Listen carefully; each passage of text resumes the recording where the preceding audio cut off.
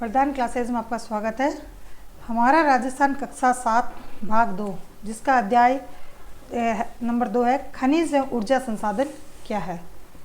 आज हम किसके बारे में चर्चा करेंगे? खनिज और ऊर्जा संसाधन के बारे में। प्राकृतिक संसाधनों में खनिज संसाधन सबसे महत्वपूर्ण है। राजस्थान के विभिन्न प्रकार के खनिज पाए जाते हैं। राजस्थान में दैनिक उपयोग में आने वाली अनेक वस्तुएं खनिजों से प्राप्त उत्पादों से ही निर्मित होती है। हम दिनचर्या में जितने भी दैनिक वस्तु उपयोग में लेते हैं वो खनिजों से प्राप्त उत्पादों से ही निर्मित होती है। औद्योगिक विकास के लिए खनिजों की उपलब्धता महत्वपूर्ण है। औद्योगिक विकास में खनिजों की उपलब्धता महत्वपूर्ण है। खनिज क्या होते हैं, पहले उसके बारे में जानते हैं। खनिज एक निश्चित रासायनिक संगठन वाले भौतिक पदार्थ होते हैं। खनिज क्या है?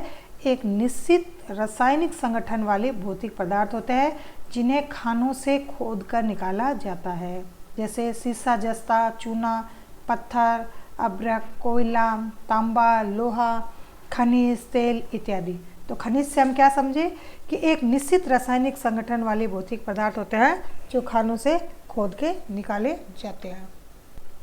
और खनिजों के प्रकार, खनिजों के प्रकार के बारे में देखते हैं। धात्विक खनिज, अधात्विक खनिज और ऊर्जा खनिज क्या क्या है, जिसके बारे में अपन अलग अलग पढ़ेंगे। खनिजों से हमने समझ लिया एक निश्चित रासायनिक संगठन वाले भौतिक पदार्थ है जो हम खानों से खोद के प्राप्त करते हैं। तो किन को हम धात्विक खनिज कहेंगे, किन को अधात्विक खनिज कहेंगे और ऊर्जा खनिज कौन से हैं? धात्विक खनिज वो है जिन खनिजों में धातु की मात्रा पाई जाती है।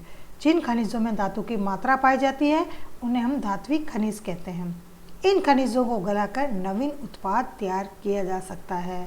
इनका परिवर्तन किया जा सकता है, मूल रूप से परिवर्तन किया जाता है। ये कठोर होते हैं तथा इसमें चमक होती है। इनकी विशेषता क्या होता है? धात्विक खनिज की कठोर होंगे लेकिन इसमें चमक होगी।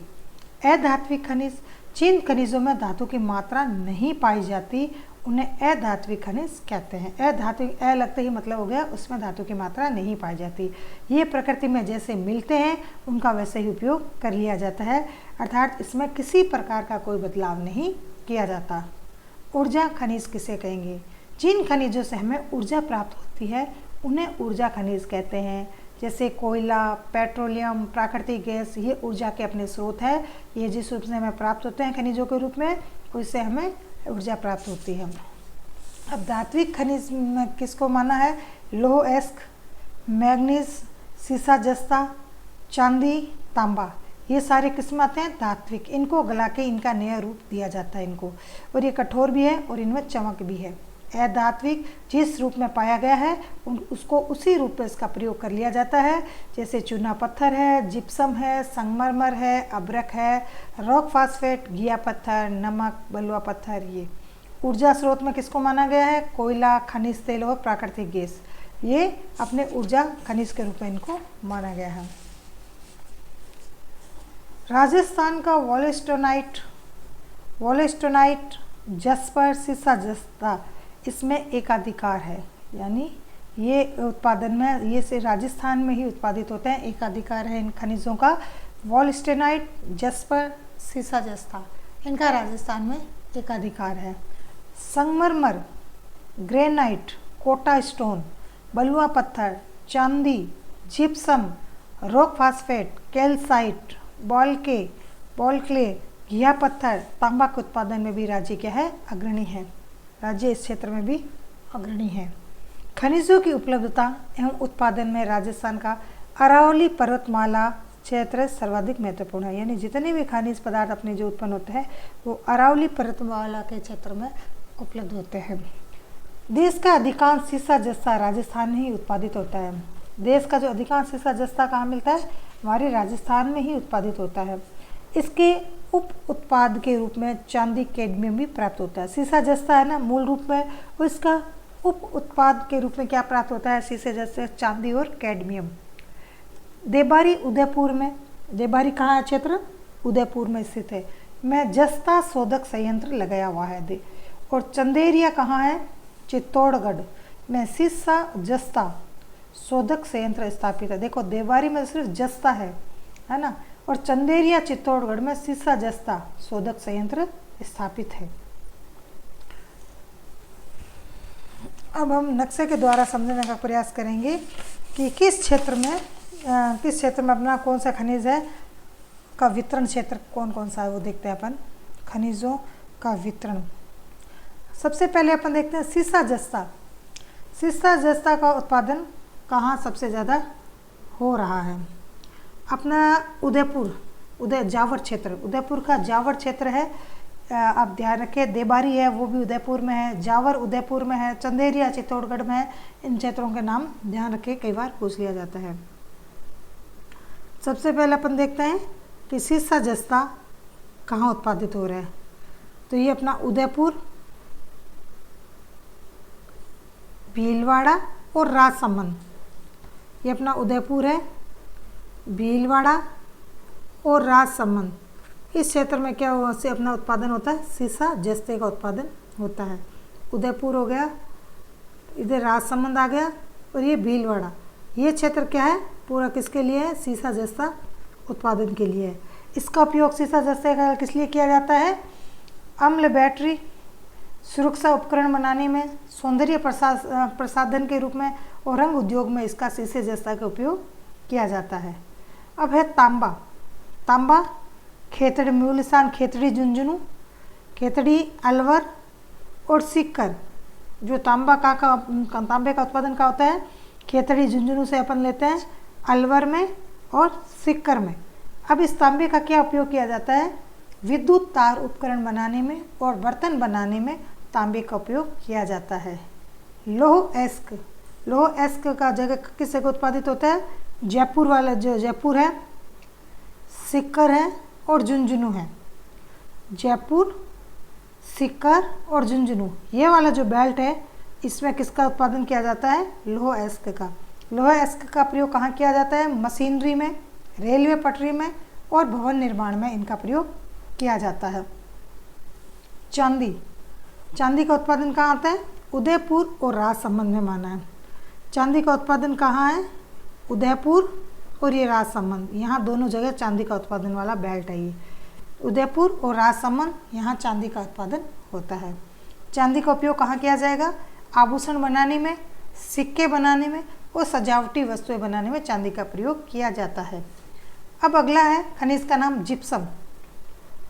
जिप्सम कहाँ का उत्पादन होता है? जिप्सम का अपन देखते हैं बीकानेर, नागौर, गंगानगर, बाड़मेर और जैसलमेर। यदि अपन देखो इधर से चालू करें, गंगानगर, बीकानेर, जैसलमेर, बाड़मेर और इधर से अपन नागौर, ये पूरा बेल्ट किसका उत्पादन करता है? जिप्सम का उत्पादन करता है। जिप्सम किसका उपयोग क्या लिया जाता है? जिप्सम का रासायनिक उर्वरक के रूप में, प्लास्टर ऑफ पेरिस, सीमेंट के रूप में जिप्सम का प्रयोग किया जाता है। कई बार पूछ लिया जाता है प्लास्टर ऑफ पेरिस के रूप में किसका उपयोग किया जाता है? जिप्सम का उपयोग किया जाता है। रॉक फास्फेट, रॉक फास्फेट का उत्पादन कहाँ होता है? तो अपन सबसे उदयपुर में चलते हैं। उदयपुर, जैसलमेर, उदयपुर में होता है, जैसलमेर में होता है, बांसवाड़ा और जयपुर, यानी छितरावा एरिया में अलग अलग जगह हो रहा है। उदयपुर में, इधर जैसलमेर में हो रहा है और फिर उदयपुर, बांसवाड़ा आ गया, इधर जयपुर। इन चारों एरियो में किसका हो रहा है? रॉक फास्फेट का उपयोग हो जाता है। इसका उपयोग रासायनिक उर्वरक बनाने में किया जाता है, रॉक फास्फेट का उपयोग। अब अब्रक का उत्पादन कहाँ कहाँ होता है? राजस्थान में।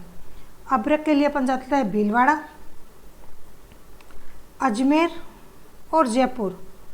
अब्रक का उत्पादन कहाँ कहाँ होता है? अजमेर, भीलवाड़ा और जयपुर। देखो यहाँ से निकले सीधे भीलवाड़ा, अजमेर और ये जयपुर। यहाँ उत्पादन किसका हो रहा है? अब्रक का उत्पादन हो रहा है। इसका उपयोग कहाँ किया जाता है? विद्युत उद्योगों में, सजावट में और दर्पण में किसका प्रयोग किया जाता है? अब्रक का प्रयोग किया जाता है। वॉलेस्टोनाइट का जो खनिज है वो कहाँ मिलता है अपने को? सिरोही और अजमेर में मिलेगा। देखो ये अजमेर है, वॉलेस्टोनाइट अजमेर, और इधर अपने सिरोही वाला जो हिस्सा इधर इन दोनों जगह अजमेर और सिरोही में वॉलेस्टोनाइट मिलता है। इसका प्रयोग कहाँ किया जाता है? सिरेमिक उद्योग है, कागज़ उद्योग है या रंग उद्योग है, उनमें इसका प्रयोग किया जाता है वॉलेस्टोनाइट का। संगमरमर, संगमरमर कहाँ मिलेगा?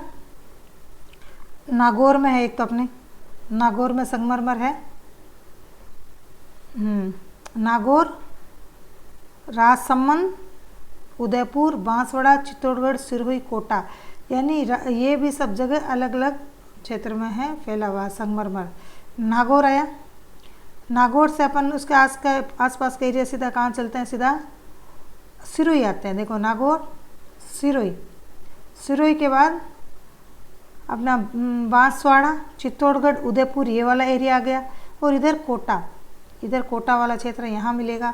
अगर अपन लाइन से भी चले इधर से तो देखते, देखो नागौर, नागौर से हम सीधे आए सिरोही, सिरोही से हम आए वापस इधर उदयपुर, उदयपुर से बांसवाड़ा, बांसवाड़ा से चित्तौड़गढ़, चित्तौड़गढ़ से कोटा, यानी इधर से ये एरिया चालू होते हुए इधर से ये एरिया चालू होते हुए राजस्थान का इधर से होता हुआ इधर तक चल रहा है।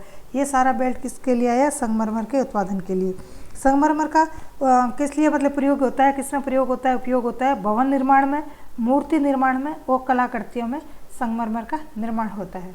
अब है चूना पत्थर, चूना पत्थर कहाँ कहाँ पाया जाएगा, चित्तौड़गढ़, सिरोही, कोटा और उदयपुर।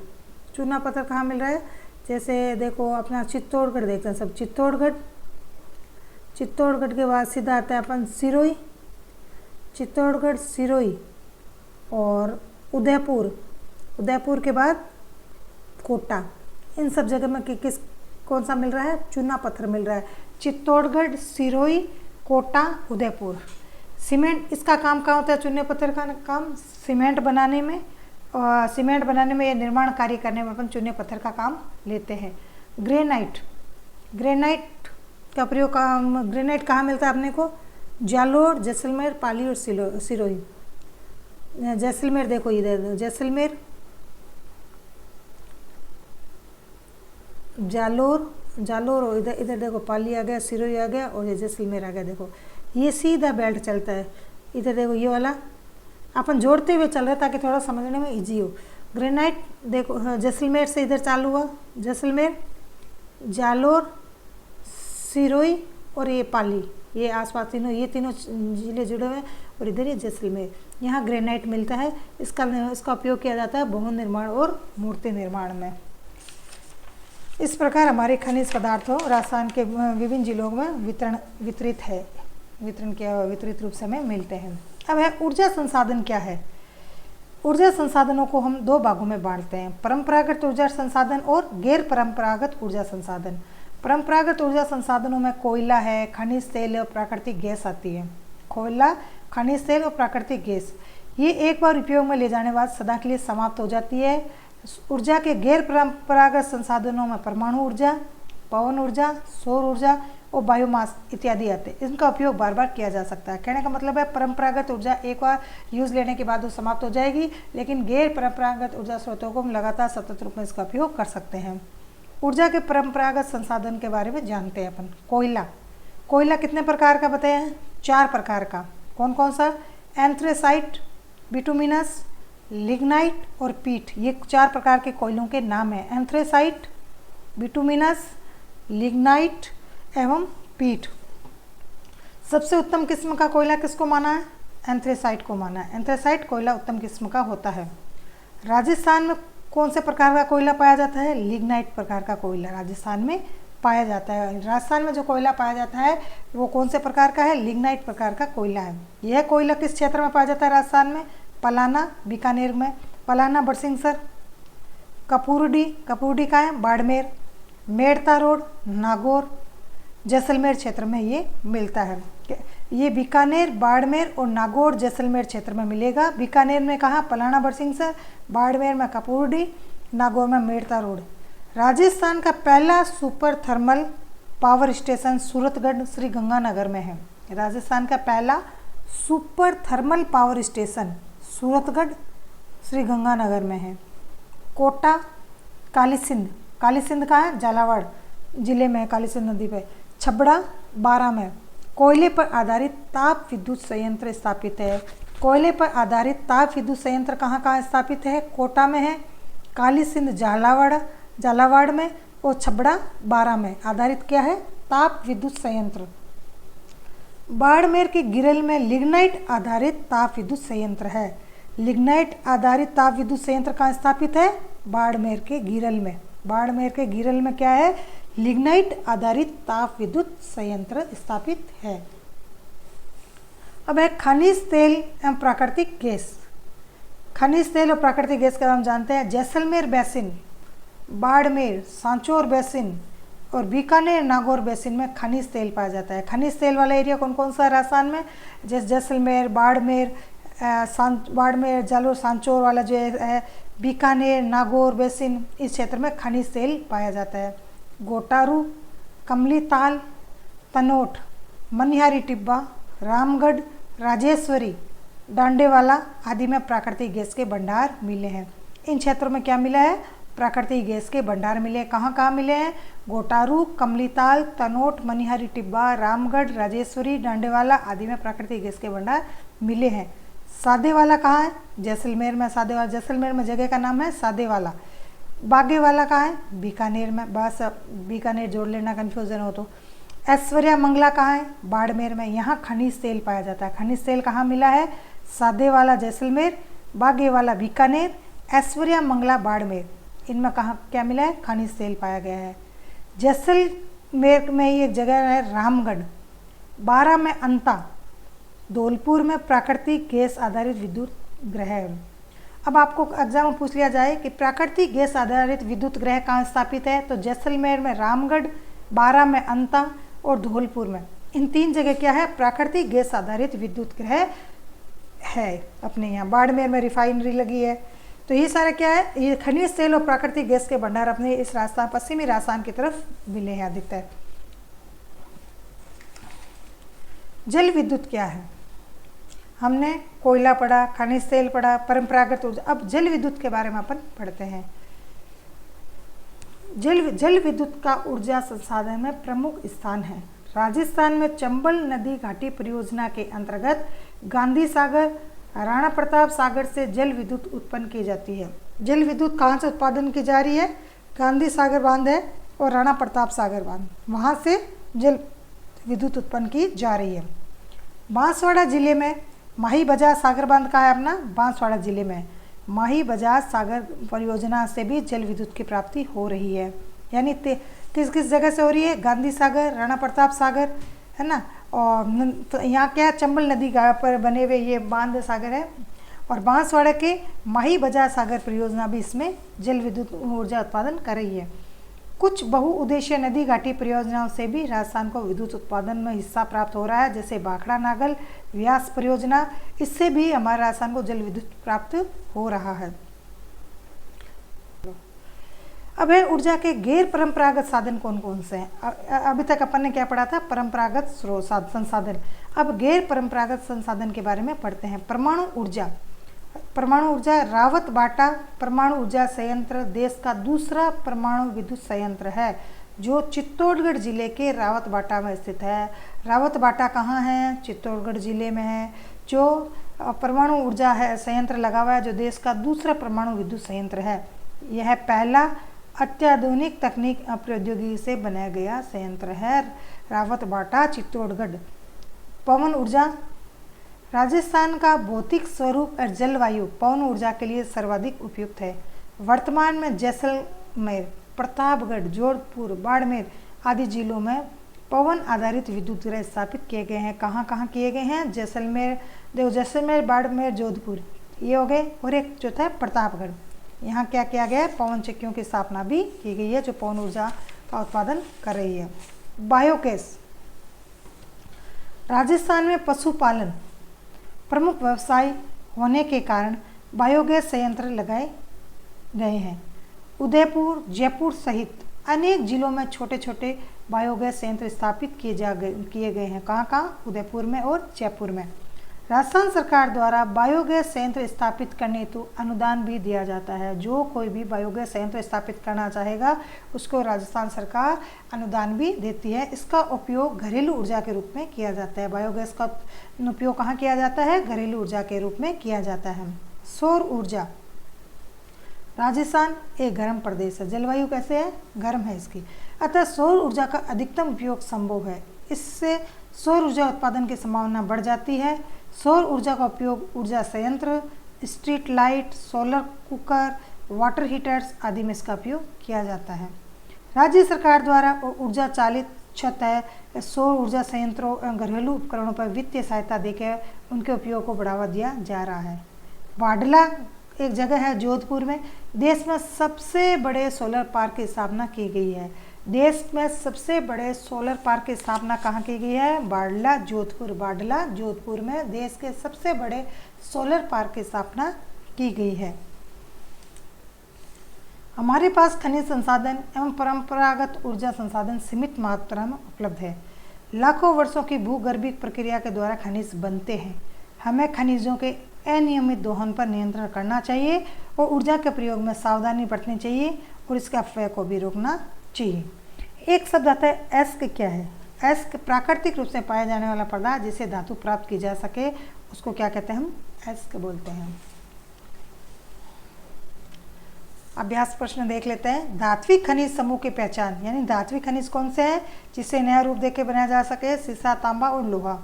चंदेरिया सीसा जस्ता शोधक यंत्र कहाँ है? चित्तौड़गढ़ में है। देबारी में सिर्फ जस्ता शोधक यंत्र है। सर्वश्रेष्ठ प्रकार का कोयला कौन सा है? एंथ्रेसाइट।